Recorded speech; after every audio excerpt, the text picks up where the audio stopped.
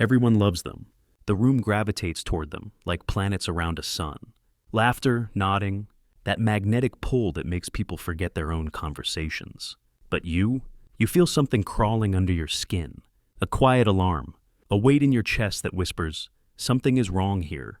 You look around. Nobody else seems to notice. So, you do what you've always done. You tell yourself you're being paranoid, judgmental, too sensitive. You bury the feeling.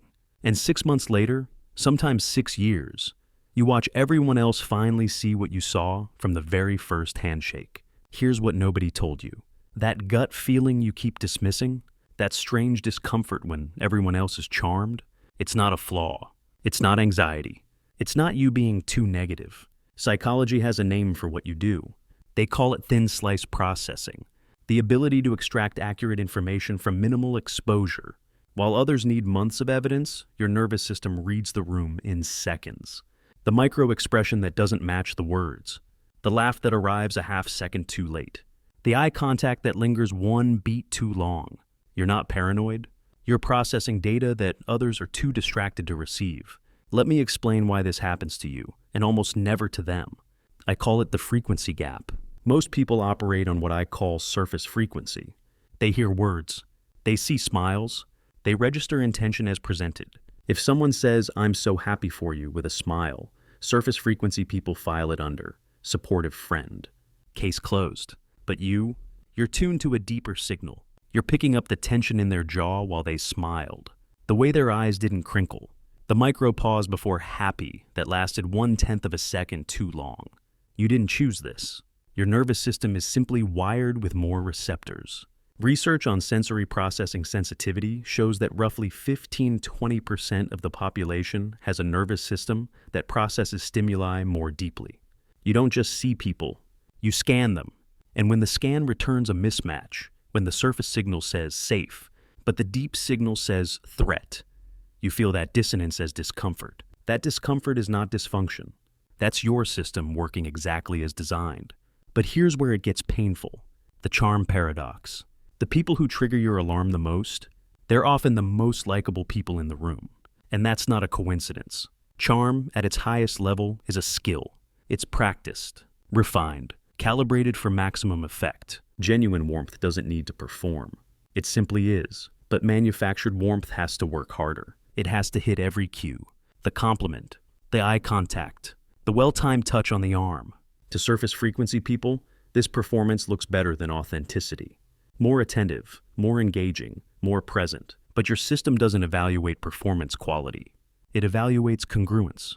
Is the outside matching the inside? When it doesn't, you feel the friction.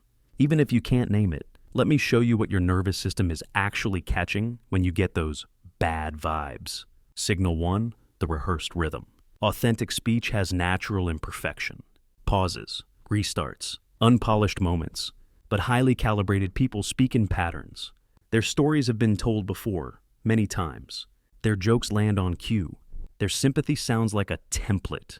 Your brain registers this as too smooth. Surface frequency people hear eloquence.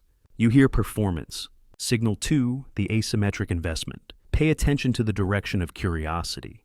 Charming people often ask questions. But notice if the questions gather useful information about you, while revealing almost nothing real about themselves. They learn your fears, your desires, your insecurities. You learn their curated highlight reel. This isn't connection. This is reconnaissance.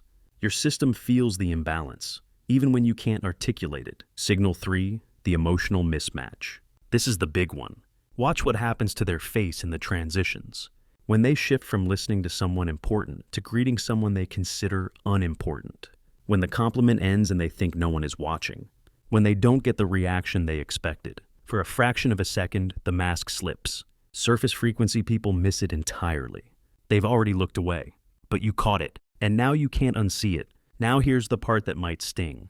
I want you to think about the last time you sensed something was off about someone, and you ignored it. Maybe you told yourself you were being unfair. Maybe you wanted to be liked. Maybe you were tired of being the only one who saw problems. So, you overrode your signal. And what happened? Be honest with yourself. Type it in the comments if you need to say it out loud. How many times has your paranoia turned out to be prophecy? I'm guessing it's not zero. So, what do you do with this ability? You don't use it to attack. You don't announce your suspicions. You don't try to convince the room. That's a losing game. You use it to protect. Here's the protocol. First, stop apologizing for your instincts. Your discomfort is data, not dysfunction. When you feel that alarm, don't immediately search for reasons you're wrong. Sit with it. Ask yourself, what specifically triggered this? The more you honor the signal, the clearer it becomes. Second, observe, don't absorb. You're going to encounter charming people. You don't need to flee or fight. You simply watch from a strategic distance. Let them perform for the room. Study what they do. But keep your cards close. Third, wait for the reveal. Time exposes everything. You don't need to be right today. You just need to be protected until the truth surfaces on its own. And it always does. The world will keep celebrating the loudest voices, the most magnetic personalities, the people who know exactly what to say. And you'll keep feeling that quiet alarm that nobody else hears. That's not weakness. That's your architecture. You were built to see through walls that others don't know exist. Don't let them convince you the walls aren't there, just because they can't see them. Trust the signal. Protect your peace. Build your life silently.